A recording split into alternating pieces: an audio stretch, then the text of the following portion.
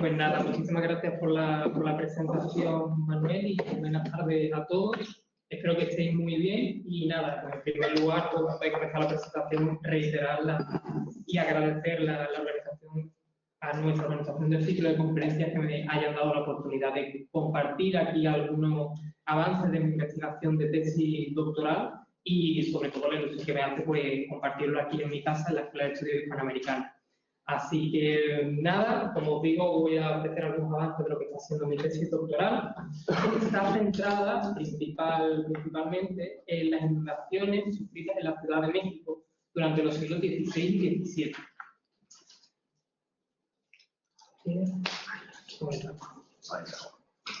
Vale. Pues nada, aprovechando que vengo recién de estancia allí en México, os puedo decir que cuando llegué a Ciudad de México a finales de septiembre, con motivo de cumplir una de estas estancias, una de las cuestiones que más me impactaron acerca de esta monstruosa urbe, que es gigantesca, fueron las lluvias diluvianas que azotaban la ciudad desde hacía varios meses. Aunque la temporada de aguas usualmente no suele prolongarse más allá de mediados de septiembre, a principios de octubre varios puntos de la capital seguían colapsados.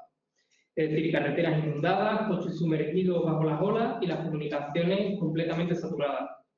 Los muertos, los heridos, la pérdida de enseres, la caída de viviendas y el anegamiento de las infraestructuras urbanas se habían convertido en algo cotidiano como consecuencia del aumento de las aguas hasta 1,5 metros en algunos lugares. A pesar de que los periódicos y los noticiarios hablaban de una temporada de lluvias extraordinarias nunca vista en años anteriores, la realidad es que los problemas con el agua en esta ciudad nunca ha sido un asunto menor.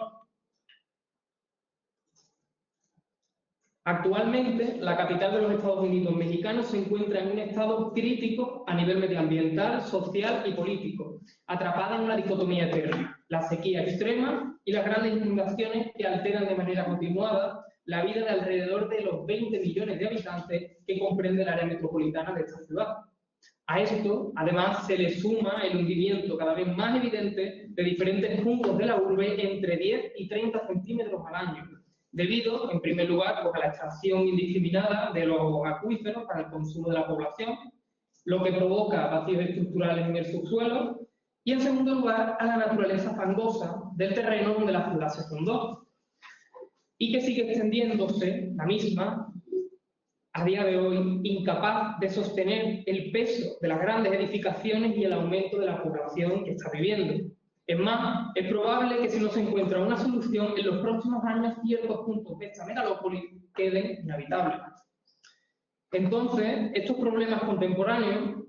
cabe decir que no son episodios aislados, sino que son la expresión actual de unas dificultades a las que tuvieron que enfrentarse los habitantes de la Ciudad de México ya en los siglos XVI y XVII, cuando la urbe vivió crisis similares y para lo que podemos remontarnos a los orígenes del antiguo asentamiento Tenochtitlan, la antigua Tenochtitlan, que es la que os presento en pantalla. La naturaleza anfibia de Tenochtitlan, la cual maravilló en un principio a los soldados y cronistas españoles gracias a un paisaje conformado por un complejo sistema hidráulico provisto de canales, compuertas y caños que ofrecían agua fresca y permitían el transporte en canoa, o el cultivo de frutas y cereales mediante la agricultura en chinampa, desplegada por todos los lagos circundantes, pronto mostró su vulnerabilidad. La realidad es que los pueblos mexicas, al igual que otros pueblos indígenas establecidos en las riberas de las lagunas de esta región, vivían en un continuo enfrentamiento con los cuerpos de agua que conformaban la Cuenca de México. Monarcas como Ahuizotl y Nezahualcóyotl encauzaron parte de sus políticas en la defensa contra las aguas y en el desarrollo de la tecnología hidráulica necesaria para salvaguardar la isla de las olas y las crecidas. La fertilidad de los cultivos flotantes, el trazado urbano ordenado por medio de calzadas y acequias, las casas, templos y torres que parecían emerger del agua o los acueductos que surtían a la ciudad de agua potable eran el resultado de un largo proceso de adaptación en un territorio inestable y hostil, donde los periodos de sequía y las lluvias diluvianas se sucedían, como hasta ahora, de forma imparable. Así, una vez consumada la conquista, la fundación de la nueva Ciudad de México por Cortés y la imposición de un nuevo orden trajo consigo cambios evidentes en la fisonomía del espacio urbano y sus alrededores.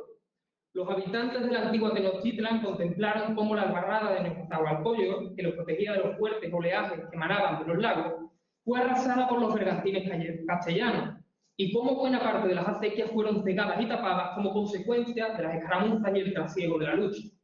Los templos principales y los suntuosos palacios, los cultivos acuáticos, los exóticos jardines y un sinfín de construcciones fueron destruidos y quemados hasta sus cimientos. La reconstrucción de la urbe tras el desmoronamiento de la ciudad indígena dio paso a los criterios técnicos y las necesidades económicas y sociales de sus nuevos dueños. Así comenzaron a erigirse grandes edificios en piedra, como la Catedral Metropolitana, la sede del Cabildo o el Palacio de Gobierno, y las iglesias, monasterios y mansiones de los conquistadores que comenzaron a multiplicarse vertiginosamente. Además, desde los primeros años del gobierno español, la corona procuró el asentamiento de los nuevos pobladores por medio de mercedes de solares y tierras, tanto dentro como fuera de la Ciudad de México. Estas primeras prácticas urbanas, las cuales motivaron de manera continuada la usurpación del espacio indígena, sus recursos y su capital humano, propiciaron la apropiación de terrenos que estacionalmente pertenecían a esos más circundantes. Así ya decía el franciscano Fray Toribio de Benavente, por ejemplo, quien determinaba que desde 1524 los lagos habían comenzado a menguar paulatinamente, una circunstancia que los españoles aprovecharon para ocupar zonas que, aun a priori inundables y pantanosas, se consideraban ideales para la construcción de sus casas, el cultivo de regadío o de pastoreo. Otro franciscano, Fray Juan de Torquemada, achacaba esta disminución de las aguas a la sangría que los propietarios de estancias, haciendas y égidos provocaban sobre los ríos y arroyos de la región para su beneficio personal. Por su parte, Enrico Martínez, cosmógrafo real y autor del primer proyecto de desagüe que vendría a ejecutarse en la Ciudad de México, relataba en su obra El repertorio de los tiempos e historia natural de esta Nueva España, publicada en 1606, cómo la tala indiscriminada de bosques y la extracción de piedra para la construcción, el auge de la ganadería extensiva y la expansión de las técnicas agrícolas castellanas, con un uso del agua y de la tierra muy distinto de los cultivos chinamperos prehispánicos, fueron prácticas que erosionaron los suelos de las serranías y montes que rodeaban la urbe, provocando que, en época de lluvia, los aguaceros facilitaran el arrastre de la maifanga. Estos sedimentos vendrían a formarse en el fondo de los lagos, aumentando así el nivel del suelo lacustre. No obstante, el encargado del desagüe también precisaba que, en realidad, la desecación de los lagos que limitaban con la capital novohispana no era permanente. Dada la naturaleza de los terrenos ganados al agua, en tiempos de seca, había la posibilidad de que estos pudieran volver a ella, como decía anteriormente, con el aumento de las lluvias. Así, el crecimiento de la población urbana, la alta demanda de tierras y las transformaciones ecológicas derivadas del desarrollo de nuevas actividades productivas acrecentaron el riesgo de las inundaciones en la Ciudad de México. En un principio, aunque se consideró la posibilidad de enfrentarse a las aguas únicamente con el reforzamiento del sistema hidráulico indígena, con la construcción de diques y albarradas, las catastróficas inundaciones que azotaron la urbe en varios de los años, como propongo aquí, 1553, 1580, 1604, 1607 y principalmente en 1629, el año de la conocida como Gran Inundación, demostraron que la practicidad de la vida anfibia y la belleza de esos canales y lagos en el horizonte, que hacían parecer a la Tenochtitlan como la Venecia del Nuevo Mundo, habían dejado de ser lo suficientemente ventajosas para mantenerse en el contexto de una urbe en constante expansión. Los estragos causados por las anegaciones y el pánico de ver destruida la capital virreinal avivaron las visiones negativas sobre el líquido vital y su acción sobre el territorio. Las propuestas de mudanza de la ciudad a tierras altas y los proyectos de desagüe de la mano de artífices e ingenieros no tardaron en ocupar las juntas y reuniones de las autoridades. Y las interpretaciones religiosas donde el demonio y la ira de Dios se hallaban presentes no tardaron en circular entre los vecinos, estimulando la histeria y el miedo colectivo. Las calles anegadas, la paralización de la vida comercial y urbana y las pérdidas humanas y económicas derivadas del aumento del nivel de las aguas motivaron al virrey, los representantes de la ciudad y el cabildo eclesiástico, los miembros del arzobispado y de la audiencia, junto a otras instituciones como la universidad o el consulado de mercaderes, así como caballeros principales, técnicos, maestros de obras y arquitectos, a repensar la relación mantenida hasta entonces con el espacio acuático y encontrar soluciones viables para salvar la Ciudad de México. Y es en este contexto donde yo enmarco mi investigación de tesis doctoral. Así que, bueno, siendo consciente de las dificultades de abarcar todo lo relacionado con las inundaciones y el desarrollo de estas obras hidráulicas en la Cuenca de México, tanto en los siglos XVI y XVII, decidí dirigir mi estudio hacia un episodio reseñable, apodado por la historiografía, como decía anteriormente, como la Gran Inundación de 1629. Las incesantes lluvias que cayeron el día de la festividad de San Mateo, el 21 de septiembre de aquel año, sumergieron a la Ciudad de México y su fisonomía fue alterada de manera violenta y repentina. Los ahogados flotaban por las calles inundadas junto a animales muertos y restos materiales. Aquellos que lograban salvarse ascendían a las terrazas de los edificios más altos para suplicar a Dios el fin de la catástrofe. Los barrios indígenas fueron borrados del mapa y las élites adineradas huían a las poblaciones cercanas de Tacuba, Coyoacán o a la región de Puebla-Tlaxcala, viendo en el horizonte los edificios principales colapsados y sus casas y comercios devorados por la ferocidad de las aguas. El espacio citadino quedó drásticamente alterado. El trasiego de personas a pie o a carrozas fue intercambiado por un flujo constante de canoas que permitían el movimiento sobre los indomables flujos acuáticos. La vida cotidiana quedaba pausada para dar paso a la reconstrucción y a la supervivencia, y conforme las aguas iban poco a poco desapareciendo, los estragos iban descubriéndose a la par que las procesiones religiosas y las peregrinaciones a las capillas se sucedían para suplicar piedad y protección a los santos patrones de la urbe, como Nuestra Señora de los Remedios, San Gregorio Taumaturgo o la Virgen de Guadalupe. La ciudad permaneció inundada durante al menos 5 años, hasta 1634. Esto, que sin duda capturó mi curiosidad en un primer momento, me hizo realizarme la siguiente pregunta, que se convertiría en el pistoletazo de salida de mi investigación. ¿Cómo pudo llegar la Ciudad de México a prácticamente hundirse tras estas lluvias torrenciales? En mi opinión, las decisiones, conflictos y procesos científico-técnicos que se desarrollaron en la Ciudad de México entre las diferentes autoridades y grupos de población desde al menos 1607, por la definición de desaguar las lagunas de la Cuenca de México, tuvieron implicaciones sociales, políticas y ecológicas sustanciales que desembocaron en esta catástrofe.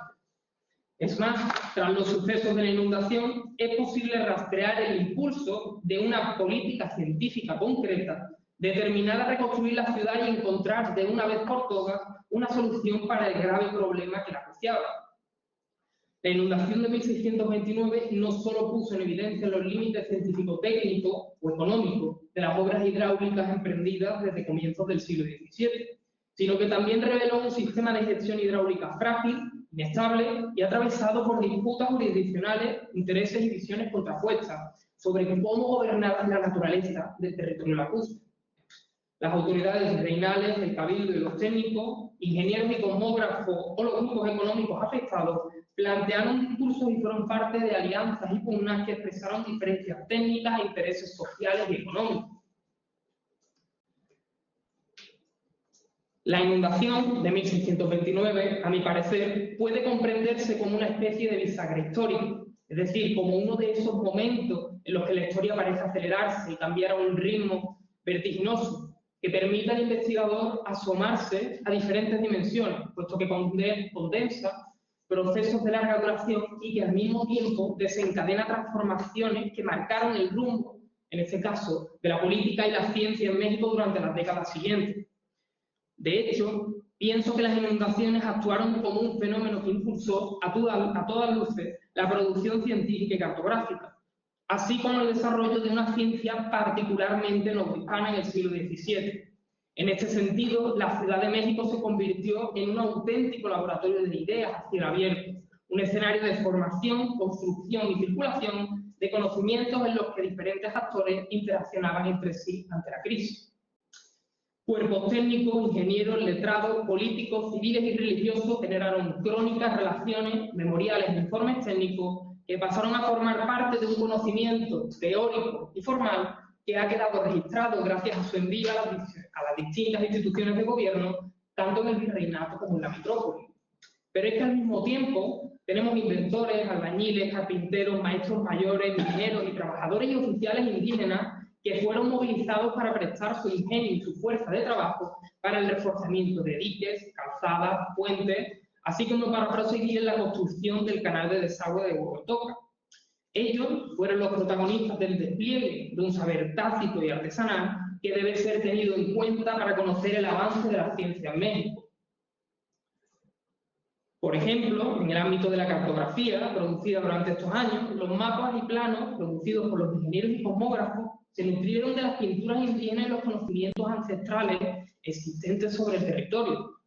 Para cartografiar la cuenca de México y diseñar los proyectos de desagüe, se realizaron vistas de ojos que, a modo de mini expediciones científicas, pusieron en práctica un temprano empirismo científico de características locales, construido por la observación directa sobre el territorio, la experiencia acumulada, las prácticas artesanales y la medición sistemática de las aguas del terreno, así como con el cálculo matemático. Este empirismo, nutrido por la hibridación de saberes europeos, locales y conocimientos ancestrales indígenas, permitió producir y representar una idea específica sobre el espacio donde el agua, la ingeniería, la técnica y la naturaleza estaban siempre presentes.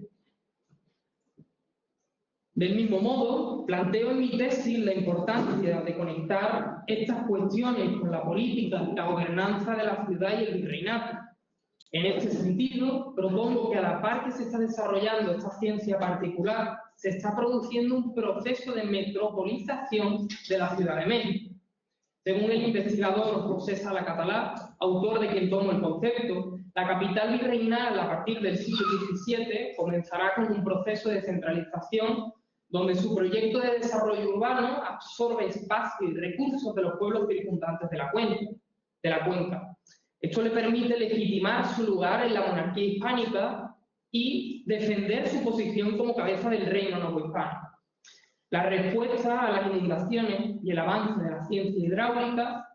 bajo mi punto de vista, aceleró este proceso de metropolización. Por ejemplo, se buscó el aumento de la jurisdicción de la ciudad de 5 leguas a la redonda, más allá de los límites establecidos, alegando que el crecimiento de los lagos alrededor no permitía el crecimiento urbano. Las obras hidráulicas y los agentes que intervenían en ellas fueron financiados por medio de impuestos como la sisa del vino, grabada con medio real de plata sobre cada cuartillo que se vendiese en todo México. La intensa extracción de recursos naturales y la gestión de las aguas redefinieron el territorio y esto subordinó a los pueblos que bañaban las riberas de los lagos a salvar la capital, sin atender, por supuesto, los posibles daños y problemas que se producirían, convertidos estos pueblos en graneros y reservorios de mano de obra. Y además se consolidaron discursos religiosos y morales que exaltaban la Ciudad de México, castigada, salvada a la vez de las inundaciones, que se revelaba ante el mundo como una nueva Roma, dueña y señora de la Nueva España, o como una nueva Jerusalén, destinada a convertirse en el centro cosmológico de la fe en el Nuevo Mundo. Del mismo modo, el fortalecimiento de la capital del virreinato exacerbó las luchas de poder entre los diferentes cuerpos e instituciones de la urbe. Es más, tras la inundación de 1629, los conflictos políticos y los problemas que venían gestándose en la ciudad flotaron a la superficie y el virrey, el cabildo, el arzobispo o los agentes del rey junto a otras instituciones pasaron a formar, como decía antes, de alianzas y pugnas para controlar la reconstrucción de la ciudad tras el desastre, viéndose esta también como una oportunidad perfecta para concentrar mayor poder y obtener prestigio. Caso es el conflicto entre el virrey Marqués de Cerralbo y el arzobispo Francisco de Marzo y Zúñiga, principales autoridades durante la gran inundación y que propusieron respectivas investigaciones para conocer el cómo y el porqué del desastre.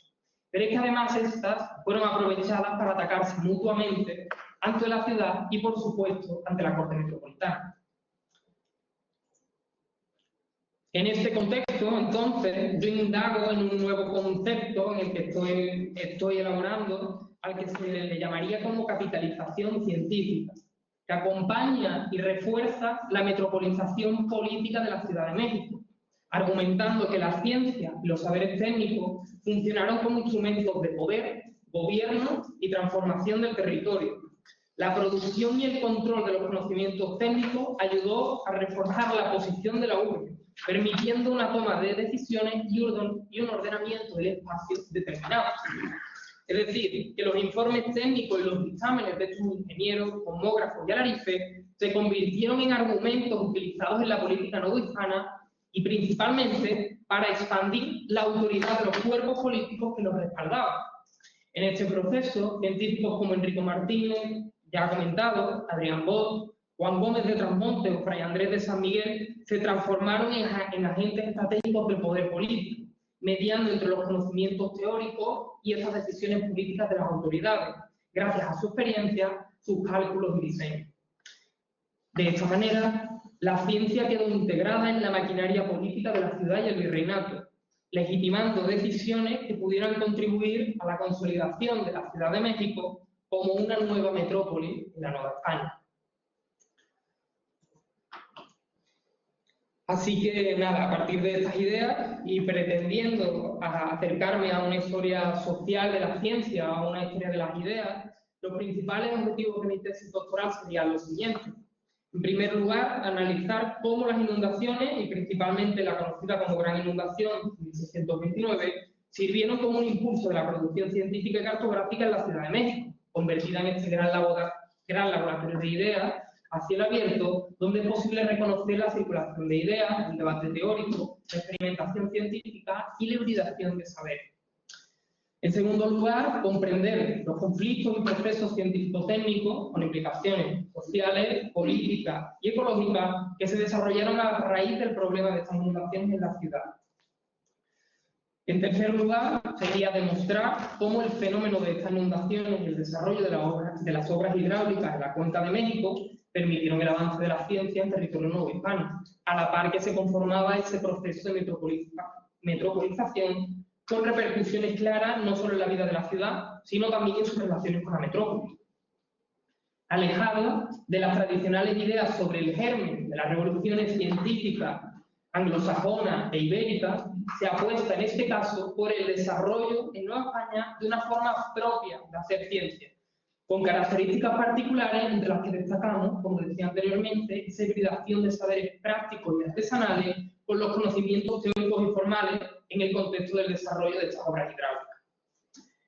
Y por último, pues conocer el papel que tuvo la cartografía, por supuesto, como agente y producto de las actividades de estos ingenieros, cartógrafos, autoridades, pero también de distintos grupos sociales como la población indígena.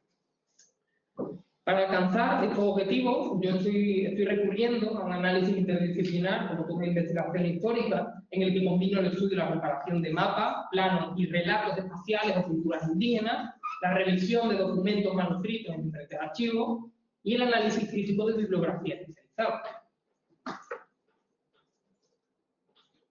Sobre las fuentes documentales, he tenido la oportunidad de investigar ya después de este tiempo en numerosos archivos nacionales, pero también internacionales. Por ejemplo, en el Archivo General de India, como no, necesario, dado el volumen de documentación producida por los encargados de supervisar las obras hidráulicas, por la información que contiene sobre las disputas técnicas y las decisiones políticas relacionadas con las inundaciones en la ciudad. Además, aunque parezca poco creíble, son pocas las investigaciones que han trabajado con la documentación de este archivo, lo que me ha dado la oportunidad de encontrar documentos que brindan nuevas perspectivas e ideas a una historia que sigue tan vigente. Luego, pues ahora, aprovechando mi estancia en México, por supuesto el Archivo General de la Nación, que conserva informes sobre las obras, peticiones y quejas de particulares, tanto para recibir méritos como para denunciar la falta de pago tras su trabajo en el desagüe, informes de costos de materiales que aportan información sobre la extracción de recursos y cómo está afectando a la naturaleza en aquel momento estos trabajos, las certificaciones y cartas de pago con la asistencia de trabajadores indígenas, no como pura mano de obra, sino como oficiales de carpintería, albañilería o herrería que nos acercan al trabajo artesanal y práctico en estas obras hidráulicas. Además, he podido localizar información sobre las vidas, he podido localizar información sobre las vidas de personajes pues, conocidos como Enrico Martínez, Adrián Bot o Juan Gómez de Trasmonte, pero también de otros menos trabajados con la historiografía, como el arquitecto Juan Lozano de Balbuena, el ingeniero Jacques de Best, y las relaciones de estos personajes con otros proyectos en la ONU.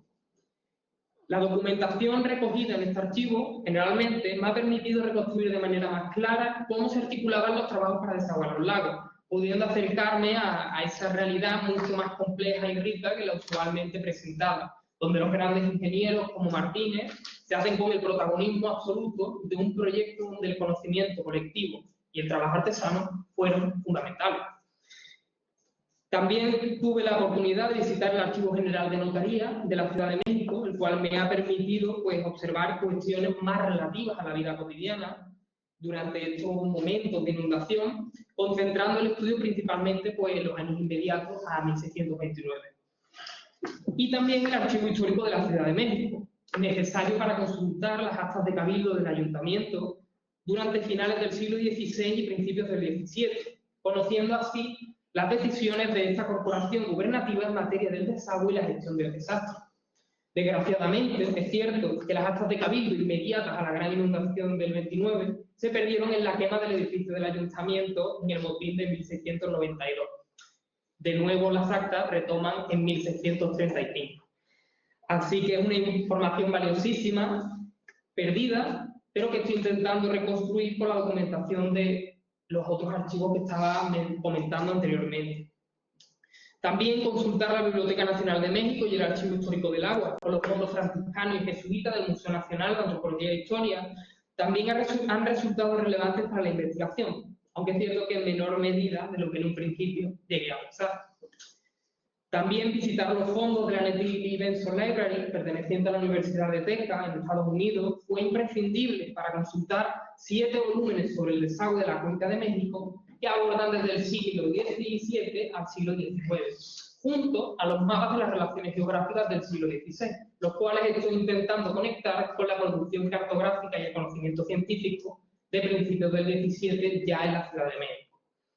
Y por último, pues pude consultar pues, algunos otros fondos como el de la Biblioteca Nacional de España, la Library of Congress en Washington DC, también en Estados Unidos, o la British Library de Londres, que me han aportado algunas crónicas y manuscritos, así que estaban un poco desperdigadas y que tratan sobre estas inundaciones.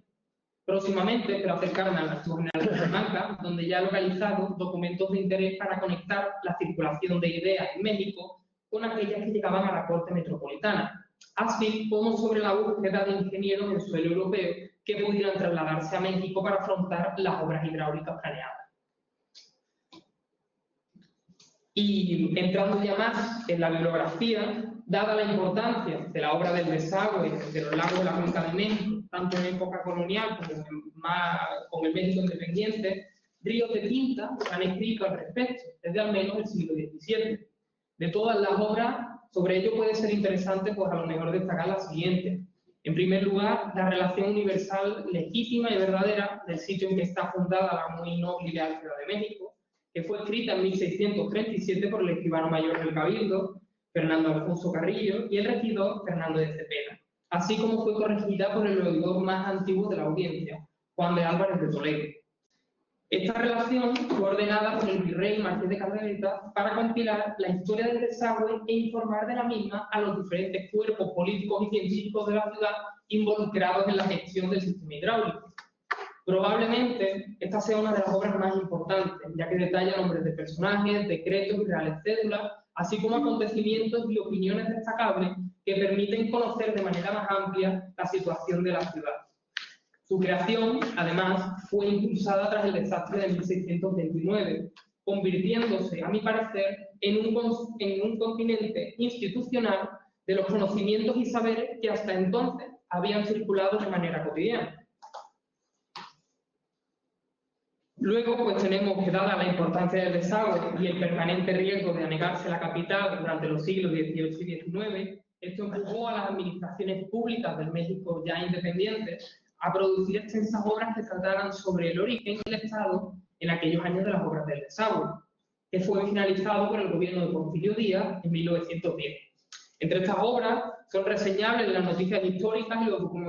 documentos citados, por ejemplo, por el doctor José María Mora en 1823, con su memoria para informar sobre el origen y estado actual de las obras emprendidas para el desagüe.